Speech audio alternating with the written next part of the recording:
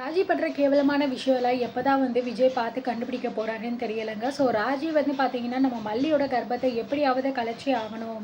மல்லி பார்த்தீங்கன்னா, இந்த மாதிரி ப்ரெக்னெண்ட்டாக இருக்கிற விஷயம் விஜய்க்கு தெரியுதோ இல்லையோ, ஆனால் மல்லி வயித்துல இருக்கிற குழந்தை இருக்கவே கூடாது அப்படின்னு நினச்சி பார்த்தீங்கன்னா, இந்த ராஜி கேவலமான ஒரு பிளான் பண்ணுறா.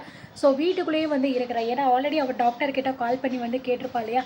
ஸோ டாக்டருமே பார்த்தீங்க அப்படின்னா, நம்ம மல்லிக்கு ஆதரவாக தான் பேசியிருப்பாங்க. இந்த மாதிரிலாம் எதுவும் கிடையாது அப்படின்னு சொல்லிட்டு. ஏன்னா இந்த ராஜி ஏதாவது பிளான் பண்ணணும் அப்படிங்கிறதுக்காக தான் இந்த டாக்டருக்கெல்லாம் கால் பண்ணி கேட்டிருப்பாங்க. ஸோ அதனால் நம்ம மல்லி சுதாரித்து முன்னாடியே அந்த மாதிரி யாராவது கேட்டால் மட்டும் கொஞ்சம் நீங்கள் சமாளிச்சுக்கோங்க அப்படின்னு சொல்லியிருப்பாங்க.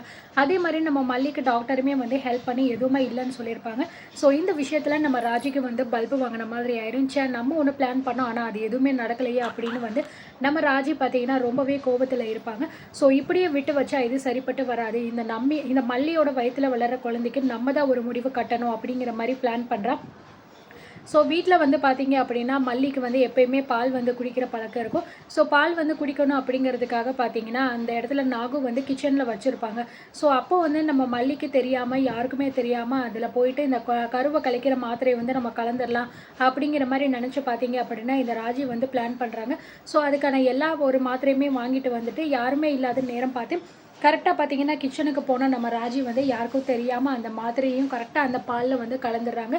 இந்த விஷயத்தை பார்த்தீங்கன்னா நம்ம நாகும் கவனிச்சிடுறாங்க. ஸோ ஆனால் அப்போதைக்கு எதுவுமே நம்ம ராஜிக்கிட்ட சொல்லலை, கேட்கலை, எதுவுமே கேட்கலை. ஸோ இந்த மாதிரி ராஜி யாருக்கும் தெரியாமல் கலக்கிறத பார்த்துட்டு ரொம்பவே ஷாக் ஆகிட்டு, அட பாவி, இப்படிப்பட்ட ஒரு வேலையெல்லாமா நீ பண்ணிக்கிட்டு இருக்க, மல்லி உனக்கெல்லாம் என்னடி பாவம் பண்ணா, அவளுக்கு இப்படி ஒரு துரோகத்தை பண்ணணும்னு நினைக்கிறியா அப்படின்னு சொல்லிட்டு பார்த்தீங்கன்னா நினைக்கிறாங்க. ஸோ இந்த விஷயத்தையும் சரி இவளையும் சரி நம்ம சும்மாவே விடக்கூடாது, இப்படியே போனால் கண்டிப்பாக மல்லியோட உயிருக்கே ஆபத்து கொடுத்துருவா போல இருக்குது அப்படிங்கிற மாதிரி நம்ம நாகுக்கு தோணுது.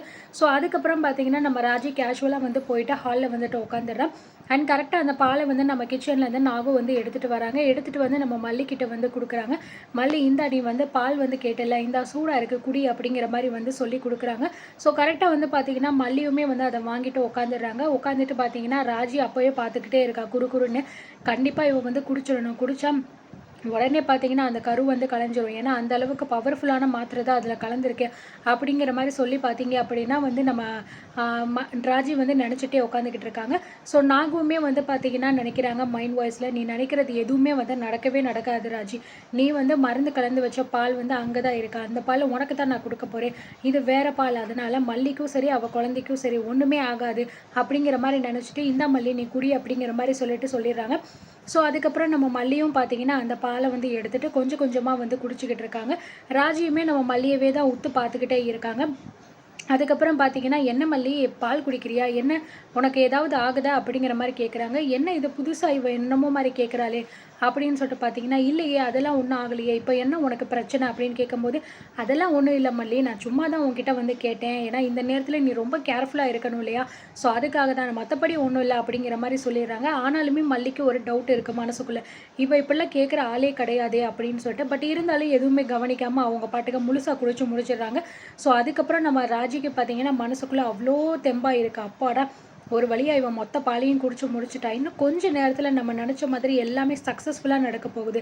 இதுக்கப்புறம் என்ன, இவ குழந்தைய இழந்துட்டு இவ கதறி அழுக போகிறா, அது மட்டும் கிடையாது, இந்த வீட்டில் வரக்கூடிய வாரிசுமே வராமல் போக போகுது. அப்பாடா நமக்கு நிம்மதி, எப்படியோ நம்ம நினச்சது இவ்வளோ சீக்கிரமாக முடியும்னு சொல்லிட்டு நம்ம கொஞ்சம் கூட எதிர்பார்க்கவே இல்லை அப்படின்னு நினைக்கும் போது, ஸோ கரெக்டாக நம்ம நாகு பார்த்தீங்கன்னா இன்னொரு கிளாஸில் பால் எடுத்துகிட்டு ராஜிக்கிட்ட கொடுக்குறாங்க. இந்த பாலை நீ குடி அப்படின்னு சொல்லிட்டு, எனக்கு எதுக்கு இப்போ பால், எனக்கு ஒன்றும் வேண்டாம், நான் கேட்கலையே அப்படின்னு சொல்லும்போது, பரவாயில்ல எக்ஸ்ட்ராவாக போட்டிருந்தேன் அதனால தான், நீயும் குடி அப்படிங்கிற மாதிரி சொல்லிடுறாங்க. ஸோ ராஜியுமே பார்த்தீங்கன்னா சரி என்ன பண்ணுறது அப்படின்னு சொல்லிட்டு பார்த்தீங்கன்னா அவளுமே அந்த பாலை குடிச்சிடுறாங்க. ஸோ ராஜி குடித்த கொஞ்சம் நேரத்திலே பார்த்தீங்கன்னா மல்லிக்கு ஏதாவது ஆகுமா அப்படின்னு பார்த்துக்கிட்டு இருக்காங்க. ஆனால் மல்லி எப்பயும் போல் கேஷுவலாக தான் இருக்கா, எதுவுமே ஆகலை. ஆனால் நம்ம ராஜிக்கு தான் கொஞ்சம் கொஞ்சமாக பார்த்தீங்கன்னா ஸ்டொமக் பெயின் ஆகுது. என்ன என்ன இது ஒரு மாதிரியாக இருக்கே, வயிறு வலிக்க ஆரம்பிக்கிறேன், என்னென்னு ஒன்றும் புரியலையே அப்படின்னு சொல்லிட்டு பார்த்தீங்கன்னா நம்ம ராஜி நினைக்கிறாங்க. ஸோ உடனே பார்த்தீங்கன்னா நாகு சொல்கிறாங்க, நீ என்ன மருந்து கலந்தியோ அந்த பால தான் நீ குடிச்சிருக்க. இதுக்கப்புறமும் உனக்கு என்ன ஆகப்போகுது அப்படின்னு சொல்லிட்டு நீயே பார்த்து தெரிஞ்சுக்கோ ராஜி. இதெல்லாம் வந்து உனக்கு வந்து தேவைதான்.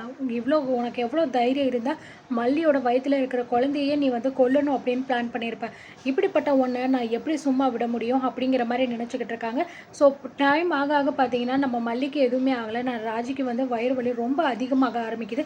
ஸோ அதனால வேக வேகமாக எந்திரிச்சு பார்த்தீங்கன்னா ராஜி வந்து தன்னோட ரூம்குள்ளே வந்து போயிடுறாங்க. ரூம்குள்ளே போன ராஜி வந்து என்ன ஆச்சு நமக்கு? எதுக்காக வயிறு இப்படி வலிக்குதுன்னு ஒன்றும் தெரியலையே! எதுவுமே நம்ம பண்ணலையே! என்ன ஆச்சு? அப்படிங்கிற மாரி வந்து நெனச்சுக்கிட்டு இருக்காங்க. பால தானே குடிச்சோம். ஒரு வேளை அந்த பால்ல ஏதாவது கலந்துருக்காங்களோ அப்படின்னு நெனச்சு பார்த்தீங்கன்னா, பயங்கர டென்ஷன் ஆயிட்டு உட்காந்துக்கிட்டு இருக்காங்க. ஸோ அடுத்து என்ன நடக்க போகுது அப்படிங்கிறத நம்ம வெயிட் பண்ணி பார்க்கலாம்.